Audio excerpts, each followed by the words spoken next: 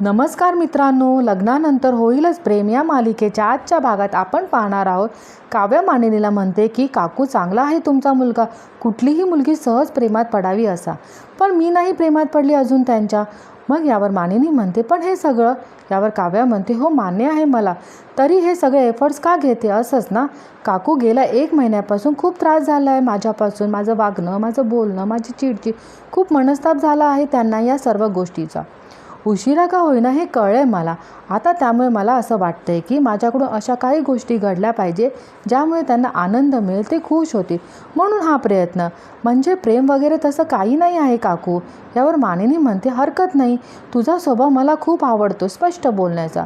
मी जितकं स्पष्टपणे तुला विचारलं तितक्या स्पष्टपणे तूही उत्तर दिलं, खूप छान वाटलं. हरकत नाही, पारच्या तू प्रेमात पडली नाही आहेस, मी समजू शकते. तुझं आणि पारचं लग्न अशा परिस्थितीत झालं, तुम्ही दोघांना एकमेकांना ओळखून घेण्याचं कदाचित खूप वेळ लागेल, पण माझं तर मत असंच आहे की आता लग्न झालंय, लग्नानंतर होईलच की प्रेम. तर काव्य आश्चर्याने बघत असते. यावर मानिनी म्हणते, हे माझं मत आहे आणि मी देवाकडे रोज हीच प्रार्थना करत असते की तुमचं आणि जीवा नंदिनीचा संसार मार्गी लागू दे, सगळं नीट होऊ दे. देवाकडे मी तेवढंच एक मागते, दुसरं काहीच नाही. आणि मला खात्री आहे की देव कधी ना कधीतरी माझं ऐकेल. पण तू काळजी करू नकोस. हां, इट्स ओके. आणि मानिनी विषय बदलून, साबुदाण्याला एक वाफ येऊ दे आणि खिचडी तयार होईल, तोपर्यंत तू तयार हो. वाटल्यास मी डब्बा भरून ठेवते. यावर काव्या म्हणते, चालेल ना, आणि तिथून निघून जाते. तर मानिनी मनातल्या मनात आनंदी होते. यानंतर दुसरीकडे आपण पाहतो की आनंद निवासमध्ये मिस्टर आणि मिसेस महाजन आले असतात. नंदिनी व बाकी सर्व सहकारी त्यांचे स्वागत करतात व त्यांना बुके देतात. यावर महाजन म्हणतात, super, simply great, I must, तुम्ही खूप छान मेंटेन केले हो ऑर्गनायझेशन. यावर मिसेस महाजन बोलतात, हो ना, अनेकदा NRIंना दाखवायला वेगळं पिक्चर क्रिएट करतात, पण वस्तुस्थिती एकदम वाईट असते. यावर महाजन म्हणतात, मी तुम्हाला जो फंड दिला आहे, तुम्ही प्रत्येक पैशाचा हिशोब ठेवला आहे आणि उपयोग पण चांगला केला आहे. यावर नंदिनी थँक्यू बोलते. यावर मिसेस महाजन म्हणतात, मी खरंच खूप इम्प्रेस झाली आहे, कॉंग्रॅच्युलेशन. यावर नंदिनी म्हणते, थँक्यू सो मच मॅम. यावर मिस्टर महाजन म्हणतात, पण पुढचं डोनेशन रिलीज करण्यापूर्वी मला एक प्रश्न विचारायचा आहे. यावर नंदिनी म्हणते, विचारा ना. यावर महाजन म्हणतात, तुम्ही जे कागदावर योजना दाखवता ती मोठी आहे, त्या मानाने तुमचा स्टाफ छोटा आहे, आय मीन कमी आहे, तुम्हाला जमणार आहे का? त्यांनी विचारलं. सगळा स्टाफ आणि नंदिनी आश्चर्याने बघतात. यावर नंदिनी बोलते, ॲक्च्युली सर, आणि तिथे जीवा येतो आणि बोलतो, का नाही जमणार सर? स्टाफ छोटा आहे पण नंदिनी मॅडम खूप मोठ्या आहेत सर. मिस्टर मिसेस महाजन आणि नंदिनी जीवाला आश्चर्याने बघतात. जीवा आल्यावर नंदिनीचा स्टाफ खुश होतो. यानंतर दुसरीकडे आपण पाहतो की काव्य पारच्या ऑफिसात आलेली असते. कधी एकदा या बोक्याला खिचडी देऊन मी खिचडी कधी खाते असं झाले, खूप भूक लागली आहे. लिफ्टच्या इथे उभी राहून तो पारचा विचार करते आणि मनातल्या मनात आनंदी होते. दुसरीकडे आपण पाहतो की पार स्टाफला सांगतो की हे अकाउंट डिपार्टमेंटला सबमिट करा. केबिनमध्ये रम्या येते आणि बोलते, लंच टाईम निघूयात. यावर पार्थ म्हणतो, निघूया, पण आईने डब्बा वगैरे पाठवला? तर रम्या म्हणते, मी मामीला कळवलं आहे, आपण जेवायला बाहेर चाललो आहे, तर डब्बा येणार नाही, निघूयात ना. आणि दोघे केबिनमधून निघून जातात. यानंतर दुसरीकडे आपण पाहतो, जीवा हसत हसत पाणीपुरीचे डबे हातात घेऊन नंदिनीजवळ येतो. तेव्हा नंदिनी आश्चर्याने जीवाला बघत बसते. यावर महाजन म्हणतात, आय एम सॉरी, पण हे कोण आहे? यावर जीवा, सर, मी कोण आहे हे महत्त्वाचं नाही आहे, नंदिनी मॅम कोण आहे, ते काय करतात हे महत्त्वाचं आहे. नंदिनी जीवाला बघत बसते. यावर जीवा म्हणतो, सर, तुम्ही यांच्या स्टाफ साईजवर जाऊ नका, कारण यांचा स्टाफ इतका डेडिकेट आहे, कुठलंही काम वेळेच्या वेळी आधीसुद्धा पूर्ण करू शकतात, कारण नंदिनी मॅमने स्टाफला अत्यंत प्रेमाने आणि समजून ट्रेन केलं आहे. यावर मिस्टर आणि मिसेस दोघे हसून मान हलवतात. यावर नंदिनी गडबडून, ॲक्च्युली काय आहे सर? यावर महाजन म्हणतात, मिसेस नंदिनी, जीवाला बोलू दे. यावर जीवा म्हणतो, थँक्यू सो मच सर. काय आहे ना सर, नंदिनी मॅमचं कौतुक केलेलं त्यांना फार आवडत नाही. हां, पण I must tell you sir, Anand Niwas फक्त नावाला आनंद निवास नाही, तर इथली माणसं खरंच आनंदी आहे. त्यांच्या आनंदी चेहऱ्यामागे नंदिनी मॅम आहेत. नंदिनी हसते. यावर जीवा बोलतो, thank you sir, thank you so much. मी तुम्हाला सांगतो, जेव्हा जेव्हा मी आनंद निवासला आलो ना, तेव्हा इथलं वातावरण, इथली माणसं नेहमीच मला सुखी आणि समाधानी दिसली. आणि अगेन या सगळ्याचं क्रेडिट नंदिनी मॅमला जातं, कारण त्यांना सगळ्यांना सोबत घेऊन चालायचं असतं.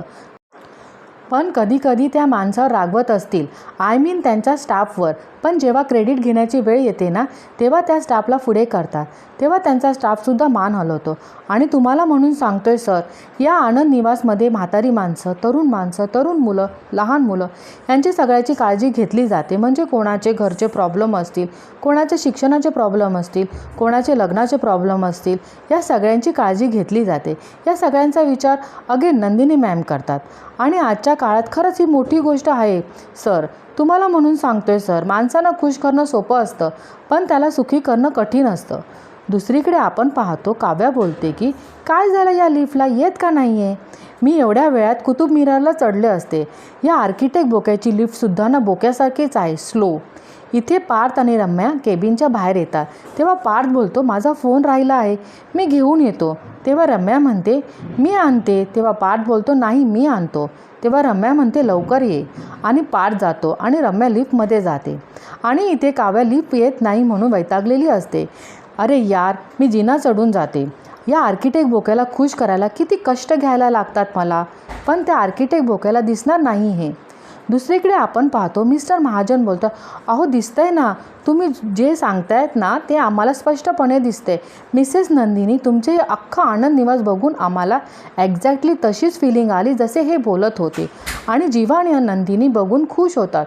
आणि मिस्टर महाजन बोलतात की यांच्या बोलण्याने आता शिक्कामोर्तब झाला. आणि मिसेस महाजन बोलतात, इतकं भरभरून इतकं प्रेमाने सांगत होतं की आनंद निवासबद्दल, ते आनंद निवासशी इमोशनल अटॅच आहे.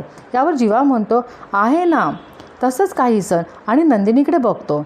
मिस्टर महाजन म्हणतात, तसं काही म्हणजे? यावर नंदिनी बोलते, तसं काही नाही सर, तुम्हाला आनंद निवास बघायचं डिटेलमध्ये. यावर महाजन म्हणतात, तुमच्या बोलण्यात मला खरेपणा दिसतो.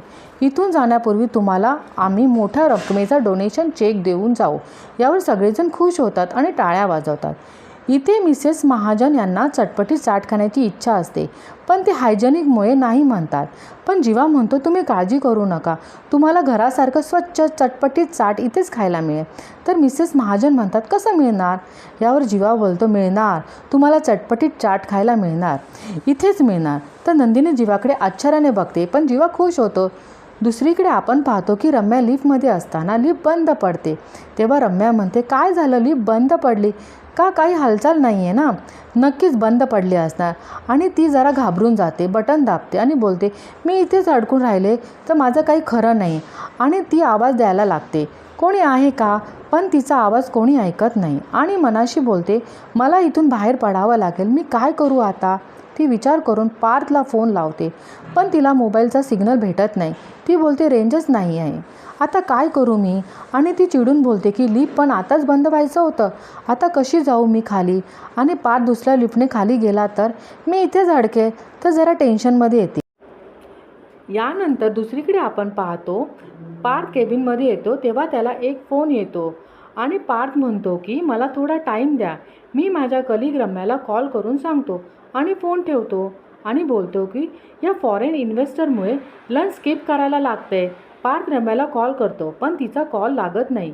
मग तिला मेसेज करतो तर केबिनच्या दरवाजाचा आवाज येतो. पार्थ बोलतो की ये रम्या. तर तिथे रम्या नसून काव्या असते. आणि पार्थ तिला बघून खूप खुश होतो. दोघे एकमेकांकडे बघत असतात. यावर पार्थ म्हणतो, तुम्ही इथे? काव्या म्हणते, हो का, तुम्ही दुसऱ्या कोणाला ॲक्सेप्ट करत होता का? पार्थ अडखळत, रम्या जरा ते आमचं कॉन्फरन्स कॉल होता. यावर काव्या म्हणते, अच्छा कॉन्फरन्स कॉल, आणि जेवण झालं? जेवणाची वेळ आहे. हो जेवून घ्या आधी, तुम्ही डब्बा तर आणला नव्हता, याचा अर्थ तुम्ही जेवला नाही आहात, करेक्ट? या बसा आणि जेवून घ्या. आणि काव्या पार्थला बसवते आणि स्वतःही बसते. आणि हो, मी तुमच्यासाठी खास साबुदाणा खिचडी घेऊन आली आहे. तेव्हा पार्थला काही क्षण आठवतात. तेव्हा काव्या बोलते, कुठल्या विचारात हरवलात? भारतातल्या टॉप 30 आर्किटेक्टपैकी एक पार्थ देशमुख, बोला. तेव्हा पार्थ म्हणतो, काही नाही. काव्या म्हणते, हे बघा खिचडी आणली आहे तुमच्यासाठी, खा आणि कशी झाली आहे ते सांगा. आणि पार्थ काव्याकडे बघत असतो. पार्थ म्हणतो, नको मला काव्या. का? यावर पार्थ म्हणतो, क्लायंटचा कॉल येणार आहे, काम आहे मला. यावर काव्या म्हणते, एक मिनिट हा पार्थ, काम होत राहतील, मी एवढी मनापासून खिचडी घेऊन आली आहे तुमच्यासाठी, खा आणि सांगा ना कशी झाली आहे ते. हे बघा, मला खात्री आहे तुम्हाला ही खिचडी आवडणार म्हणजे आवडणार. अहो पार्थ, आधी पोठोबा मग विठोबा, कळतंय का? रामकृष्ण हरी असे म्हणते, आणि घ्या खिचडी. तेव्हा पार्थ काव्याकडे बघत असतो. यानंतर दुसरीकडे आपण पाहतो की जीवा सगळ्यांना पाणीपुरी देत असतो. नंदिनी बघतच असते. मिस्टर अँड मिसेस महाजन म्हणतात, त्यांनी पाणीपुरी खूपच टेस्टी आहे. यावर जीवा म्हणतो, नेमकी तुम्हाला चाट खायची इच्छा होती. यावर मिस्टर महाजन म्हणतात की योगायोग सगळं जुळून आलं आहे. मग यावर जीवा म्हणतो की नाही ना, अजून सगळं जुळून आलं नाही आणि नंदीकडे बघू लागतो. यावर मिसेस महाजन म्हणतात, जुळून नाही आलं म्हणजे? माझ्या मते तर सगळंच बेस्ट झालं आहे. झणझणीत पाणीपुरी आहे, द्या ना जरा. तिखट पाणी देता का मला? जीवा बोलतो, तिखट पाणी देऊ का? यावर मिसेस महाजन म्हणतात, तिखट पाणी द्या. यावर मिस्टर महाजन म्हणतात, मॅडम का दिल खुश हो जाएगा. तेव्हा जीवा तिथे बोलतो की अरे साहेब, दिल का है तो तब्येत खुश करते है ना मॅडमची की. यावर मिसेस महाजन म्हणतात, ओ माय गॉड, पाणीपुरी बरोबर ठेल्याची पण फिलिंग दिली.